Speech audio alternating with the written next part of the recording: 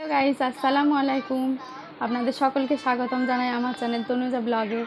আজকে আমি আবারও চলে এসেছি আজকে আমার সন্ধ্যার ইফতারে কী কী আছে সেগুলো আপনাদের সাথে শেয়ার করতে। তো আর কথা না বলে দেখিয়ে দিই কী কী আছে ইফতারে। তো প্রথমে এটা দেখাই, এটা আছে বেগুনি, আমি বাড়িতে বানিয়েছি। আর এখানে শসা কেটেছি। আর এখানে আছে কাঁচা ছোলা আছে আর খেজুর।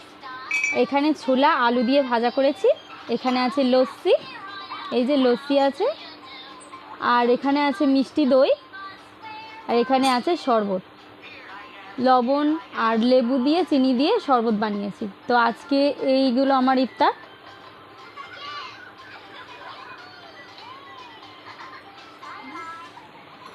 তো দেখলেন আপনারা আমার ইফতার আজকে কি কি আছে। তো আপনাদের যদি ভালো লেগে থাকে আমার video, please like comment share করে দেবেন এবং সাবস্ক্রাইব করে আমার পাশে থাকবেন। আজকের মতো খুদা হাফেজ, আসসালামু আলাইকুম।